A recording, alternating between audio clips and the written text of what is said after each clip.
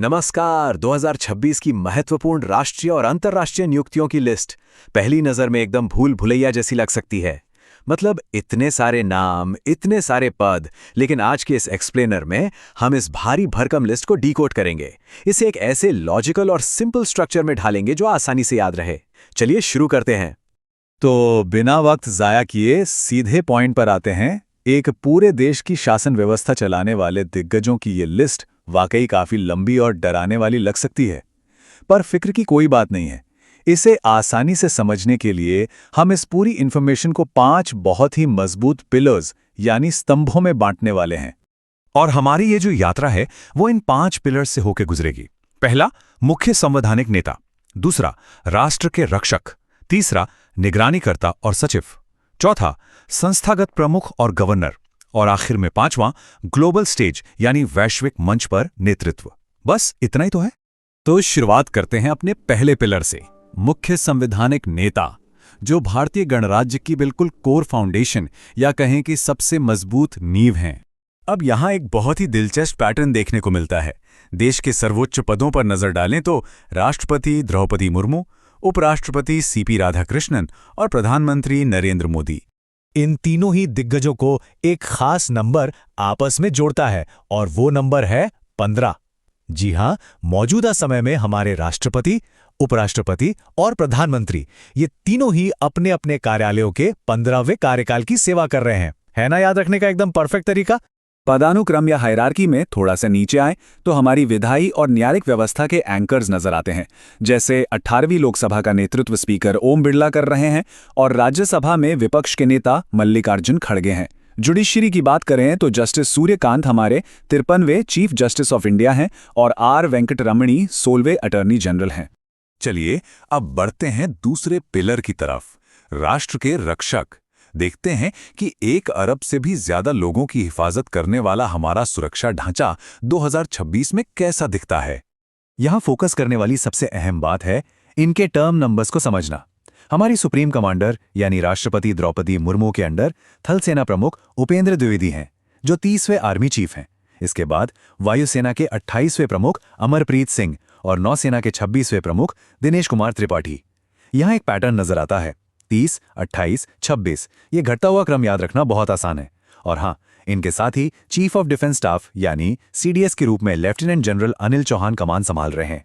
Core military के अलावा हमारी आंतरिक सुरक्षा को बरकरार रखने का जिम्मा अर्धसैनिक और रिस्पॉन्स बलों पर है।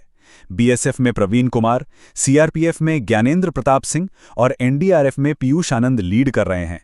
लेकिन यहां एक बहुत बड़ा माइलस्टोन भी है।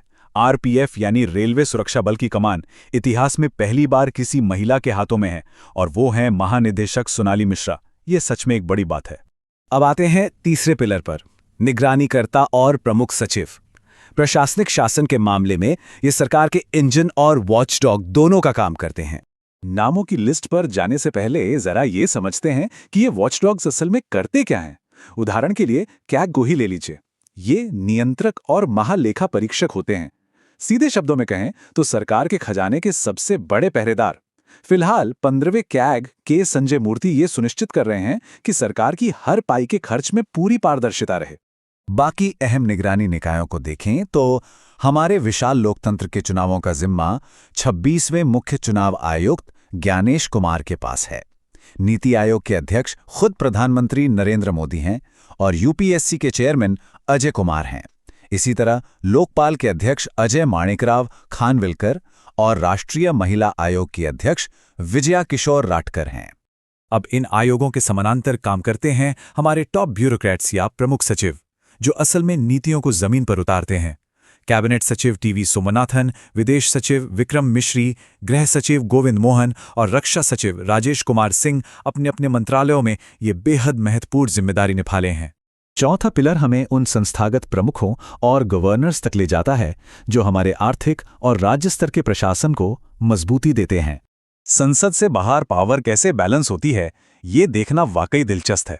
एक तरफ हमारे 26वें आरबीआई गवर्नर संजय मल्होत्रा अर्थव्यवस्था की नब्ज पकड़े हुए हैं, तो दूसरी तरफ राष्ट्रीय सुरक्षा सलाहकार अजीत डोभाल देश की सुरक्षा दीवार को मजबूत कर रहे हैं। इनके साथ ही सेबी के अध्यक्ष तोहिन कांता पांडे, डीआरडीओ प्रमुख समीर वी कामत और मुख्य आर्थिक सलाहकार वी ना अनंत नागेश्वरन अपने अपने क्षेत्रों को लीड कर रहे हैं। चलिए अब भौगोलिक रूप से थोड़ा राज्यों का रुख करते हैं।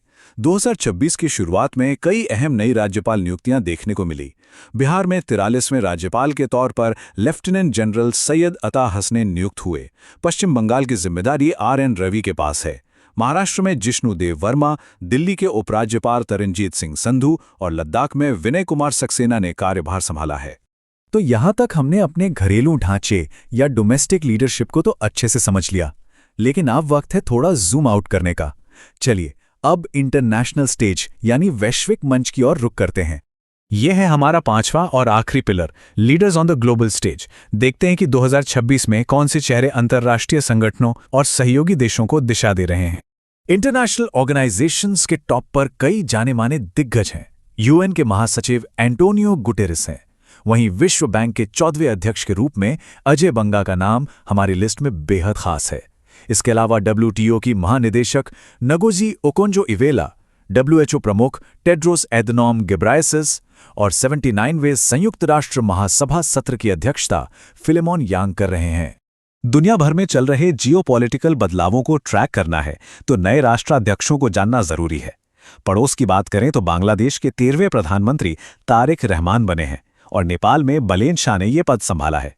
दुनिया के दूसरे हिस्सों में देखें तो चिली के राष्ट्रपति जोस एंटोनियो कास्ट हैं, थाईलैंड के प्रधानमंत्री अनुथिन चर्मविराकुल और वेनेजुएला की अंतरिम राष्ट्रपति डेल्सी रॉड्रिग्स हैं। और इस ग्लोबल अरीना में 2026 कुछ बेहतरीन और ऐतिहासिक अचीवमेंट्स के लिए भी जाना जाएगा। जैसे सबरीना विटमन किसी जर्मन पुरुष फुटबॉल टीम की पहली महिला कोच बन गई हैं। सूर्या अघाई अंतर्राष्ट्रीय ओलंपिक समिति में जगह बनाने वाली पहली ईरानी महिला बैडमिंटन खिलाड़ी हैं। सिनेमा की दुनिया में दक्षिण कोरिया के पाक चान-वुक 79वें कान फिल्म फेस्टिवल के जूरी अध्यक्ष हैं और कूटनीति के क्षेत्र में भारतीय राजनयिक DB वेंकटेश वर्मा संयुक्त राष्ट्र निस्त्रीकरण सलाहकार बोर्ड को चेयर कर रहे हैं। काफी शानदार माइलस्टोन्स हैं ये। तो घरेलू और वैश्विक नेतृत्व के इस पूरे शानदार आर्किटेक्चर को डिकोड करने के बाद एक बहुत ही अहम और सोचने वाला सवाल सामने आता है। सत्ता के इन 5 पिलर्स को देखते हुए 2026 और उसके आगे की दुनिया में प्रशासन की किस सेक्टर को सबसे ज्यादा जटिल और मुश्किल चुनौतियों का सामना करना पड़ेगा, इस पर विचार करना वाकई दिलचस्प होगा, क्योंकि आज की ये नियुक्तियां ही हमारे कल को आकार देंगी। सब्सक्राइब करना बिल्कुल मत भूलिएगा ताकि कोई भी जरूरी अपडेट मिस ना हो। बस सीखते रहिए और आगे बढ़ते रहिए।